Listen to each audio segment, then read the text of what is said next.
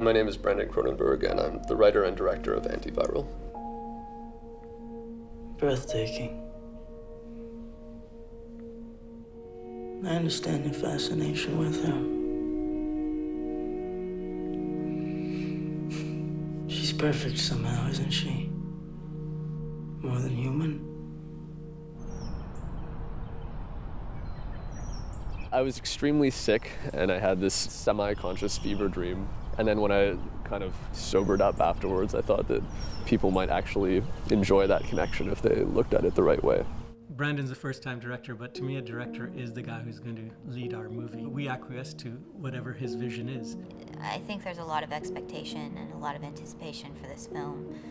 So I was really expecting him to be a lot more nervous. Went on set even from day one and looked like he's been doing it all his life. It's been probably the best experience so far for me, working with the director and whatnot. I'm a fairly reclusive and somewhat antisocial human being, and so being in a position where I'm actively working with people for, at least 12 hours a day has been a huge change, and it's actually been somewhat therapeutic. Yeah, it's been pretty intense in a very enjoyable way. And you want to start from the glove? Well, we'll have you walk in. Oh. Because this is gonna be a wide master, so we'll have you come sit in. I actually kind of like that framing, yeah, just so that we have the option to. Yeah, both could be cool. All right, let's do it. Meeting. 2 and I take 2. Marker. Frame up a little. Action.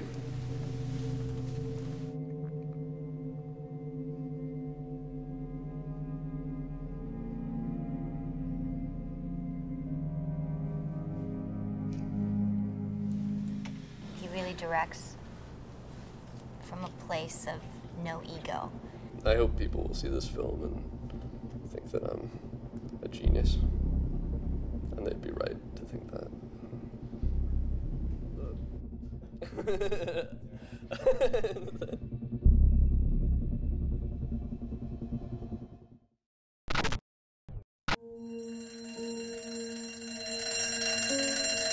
Did you know that healthy tulips have solid colored petals? The stripes on this flower are caused by a viral infection.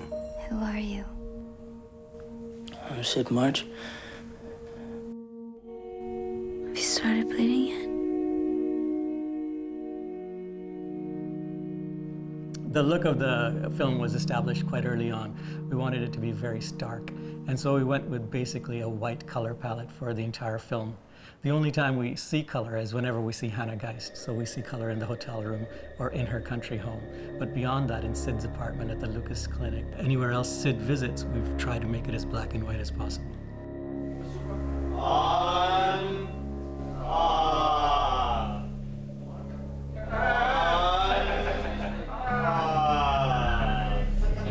I'm not strong enough to. Right. Door on the left. Yeah. And then let's just dolly this way. Dolly. Caleb wakes up and he's surrounded by those huge Hannah Geist pictures. It's really odd to walk into a room where all 4 walls are your face. It was a simple set. The floor was white, the walls were white. But it has such a powerful presence. Brandon sort of adapted the style of the movie to how Caleb brought a much more genre-heavy vibe to it, and sometimes the movie almost becomes like performance art. What was interesting was the crew's reaction to the Hannah room, especially Caleb, who took to it quite amazingly. What it gave him was a lot of backdrop to act against. You owe me for what you did to my rig.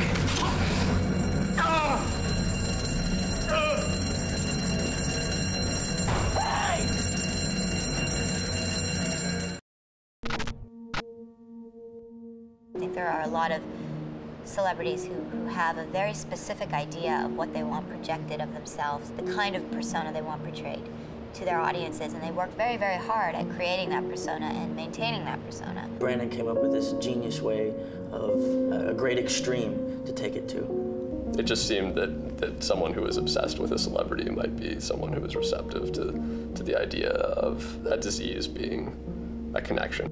If you'll permit me to make a recommendation. S558. Expensive, but a must-have for the truly devoted. People tend to project themselves and project their own ideals onto celebrities because it's so easy. It becomes this one-way relationship where they never answer back.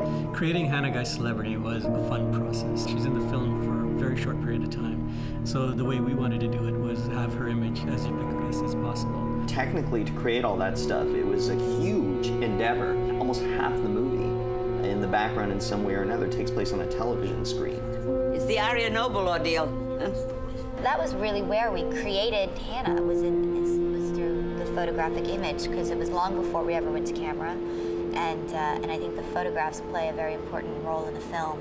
Right now, we are living in a world where people worship, read about, follow on Twitter, discuss around the water cooler the ins and outs and the moralities of people's lives that they don't know. I think it's people see you in a film and they feel like they know you. They think that they see right through you. They feel like they are just like you. I have been known to pick up the Inquirer while I'm waiting at the checkout, you know, just to read the fun things about what they're saying about people.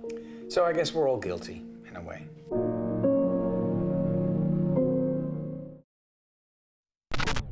Breathtaking. She's perfect somehow, isn't she? Her eyes seem to reach right beneath your skin. The relationship dynamics of a character, if you're working opposite someone who you're supposed to have a connection with or a love affair with or an obsession with, are really, really important to me. And Brandon said to me in prep, he said, "Caleb's coming in, would you like to meet him?" And I said, "No, I don't really want to meet him. I don't really want to know him, especially when we're forming ideas of each other that are so independent." That's all she was to me, was Hannah Geist. She was nothing else. So that was really nice. I haven't seen any of her work, and so I wasn't tainted by anything that she'd done before. So she was Hannah Geist.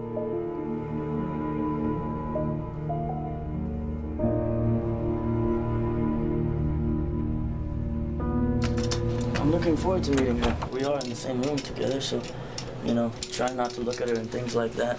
So that the first time we speak will be maybe a little more... It needs to be exactly...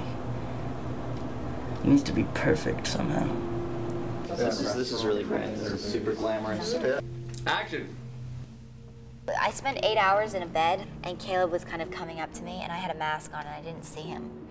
And he's doing his thing, and he's taking my blood. And I found that to be one of the most interesting acting experiences I think I've ever had, because when you're not allowed to look at someone and you're not allowed to see anything, I wore a mask the entire scene, all of your senses become so much more acute. I spent that whole time listening to him. Now who's obsessed with who? Yes, I had a drink before that scene. I was nervous. I was very, very nervous. Caleb told me yesterday when we did our scene together in the bedroom, he's like, I had to have a drink before we shot that scene, because I was really, really nervous. Weren't you? I was like, nope. No, it's fine, actually. I was curious.